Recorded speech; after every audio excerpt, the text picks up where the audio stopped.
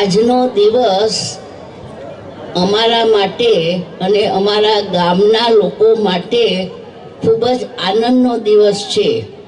સૌથી પહેલાં તો અનંત અને રાધિકા એ અહીંયા ચોરવાડી માતાના દર્શન કરવા આવ્યા.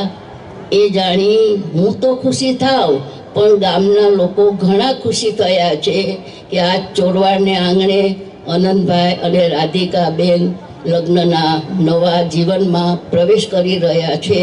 અને અત્રે સૌથી પહેલાં ચોરવાડી માતાજીના દર્શન કરવા આવ્યા છે.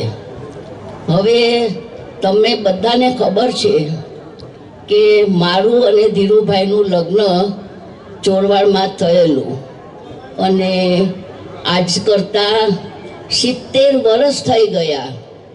અને આજે અમારા લગ્ન જીવનનો દિવસ છે. કોઇન્સિડન્ટલી 12મી માર્ચ, અને આજે માતાજીએ ચોરવાડના સર્વે આપણા કુટુંબીજનો, કહીશ ચોરવાડના માણસો નહીં, આ બધું અમારું એક કુટુંબ છે. અને કુટુંબીજનો અહીંયા પધાર્યા છે અને મને ખૂબ એનો આનંદ થાય છે. અને ધીરુભાઈ માટે તો તમને બધાને ખ્યાલ છે કે ધીરુભાઈ પહેલાં મેટ્રિકની એક્ઝામ આપી અને એડન જવા ગયા. એડન ગયા ત્યાં એમનું રિઝલ્ટ આવ્યું કે તમે પાસ થઈ ગયા છો, એમ એમના બાપુજીએ મેસેજ મોકલાવ્યો. તો ધીરુભાઈ હસીને કહ્યું કે હવે પાસ અને ના પાસ એમાં શું ફરક છે, હું તો એડન અહીંયા નોકરી કરવા આવી ગયો છું. ઘણા વર્ષો થઈ ગયા અને એડનમાં 7 વર્ષે તમને સિટીઝનશીપ મળે. આપ માનશો નહીં કે આજે ઓફિસમાંથી કાગળ આવ્યો કે તમારું સિટીઝનશીપ થઈ ગયું છે. અને બીજે દિવસે ધીરુભાઈએ લેટર આપી દીધો કે હું રિઝાઇન થાઉં છું. તો એમના મોટા ભાઈએ બહુ સમજાવ્યું, રમણીકભાઈએ, કે ના ધીરુ, આટલી નોકરી સારી મૂકી અને જવાય નહીં. તો એમને કીધું ના, મારે મારું તકદીર અજમાવવું છે અને મારે ઇન્ડિયા જવું છે. તો ભાઈએ કહ્યું કે ઇન્ડિયામાં જઈને શું કરીશ? એને કીધું ભગવાન મને જે રસ્તો બતાવશે એ રસ્તામાં હું આગળ વધીશ. અને મને ખરેખર ખ્યાલ જ છે કે હું ઇન્ડિયામાં જઈને કંઈક કરવા માંગુ છું. શું કરવા માંગુ છું એ તો હવે ઈશ્વર મને તક આપશે, એ રીતે હું આગળ વધીશ.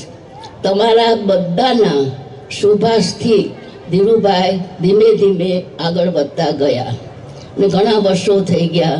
તમને બધાને ખબર છે કે જામનગરમાં ધીરુભાઈએ રિફાઇનરીની સ્થાપના કરી. ત્યારથી આપણા જામનગરનું નામ ખૂબ આગળ આવી ગયું. અને એમાં અનંત અને રાધિકાના પ્રી વેડિંગનું ફંક્શન કર્યું અને આપણા જામનગરનું નામ ઇન્ડિયાના ઇન્ટરનેશનલ મેપ ઉપર આવી ગયું. અને એમાં ચોરવાડને અમે પહેલાં યાદ કર્યું, કારણ કે ચોરવાડથી જ અમારું ભવિષ્ય આગળ નિર્માણ થયું છે. એટલે ચોરવાડને તો અમે ક્યારેય ભૂલી ન શકીએ. અમે જ્યારે સૌથી પહેલાં પબ્લિક લિમિટેડ કરવાના હતા ત્યારે રાજકોટ હું અને ધીરુભાઈ આવ્યા. અને ધીરુભાઈ કીધું ના, મને ચોરવાડ તો જવું જ છે, માતાજીના દર્શન કરવા છે અને આશીર્વાદ લેવા છે. ત્યારે અમે સૌથી પહેલાં અહીંયા મિટિંગ કરી રાજકોટમાં. અમે અહીંયા આવ્યા અને માતાજીના દર્શન કર્યા, ચોરવાડના ભાઈઓ બહેનોને મળ્યા. ત્યારે મને યાદ છે કે ધીરુભાઈએ અહીંયા ડાયરાનો પ્રોગ્રામ રાખ્યો હતો અને ગામના બધા લોકો રાતના ડાયરામાં આવ્યા હતા અને ખૂબ આનંદ માણ્યો. ત્યારે ધીરુભાઈએ કહ્યું કે હું પબ્લિક લિમિટેડ કરવા આવ્યો છું. આપણા ચોરવાડના માણસોને ત્યારે ખબર પણ નહોતી કે પબ્લિક લિમિટેડ શું, શેર શું, શેરનું પ્રાઇસ શું, કોઈને કાંઈ ખબર નહોતી. ધીરુભાઈએ દરેક સગા સંબંધીને બોલાવીને કહ્યું કે તમે રિલાયન્સના શેર લ્યો, તમે રિલાયન્સના શેર લ્યો. ત્યારે રિલાયન્સના શેરનો ભાવ 10 રૂપિયા હતો. અત્યારે કેટલો છે ઘણાને ખ્યાલ હશે. અત્યારે છે 2700. 10 રૂપિયાના શેરનો ભાવ અત્યારે આટલો છે. અને બધાના આશીર્વાદથી આપણો ઇસ્યુ એકદમ 10% ઓવર ભરાઈ ગયો હતો.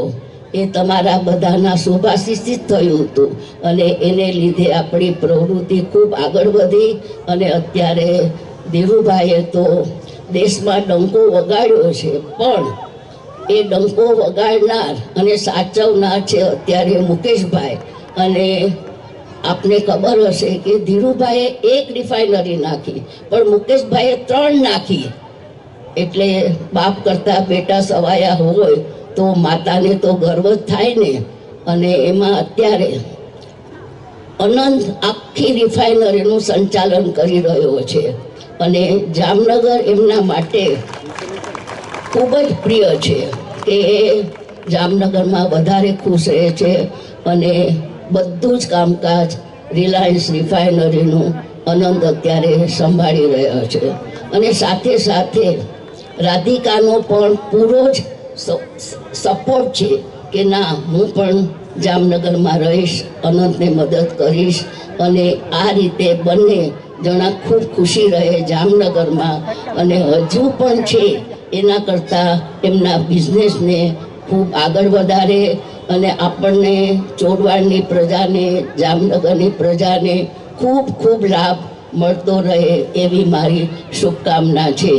આજે તમે અહીંયા પધાર્યા છો બધા આપણા ચોરવાડ ગામના આજુબાજુના, તો બધા જમીને જજો, કારણ કે અમને બહુ ખુશી થશે કે આપ સૌ અહીંયા જમીને જાઓ, આનંદ કરો. પછી ડાયરાનો પ્રોગ્રામ છે, એમાં પણ આવવું હોય તો આવી શકો છો. અને આપણા ચોરવાડ ગામની ખૂબ ખૂબ આબરૂ આગળ વધે, નામ આગળ વધે એવી હું માતાજીને અને શ્રીનાથજીને પ્રાર્થના કરું છું. જય શ્રી કૃષ્ણ.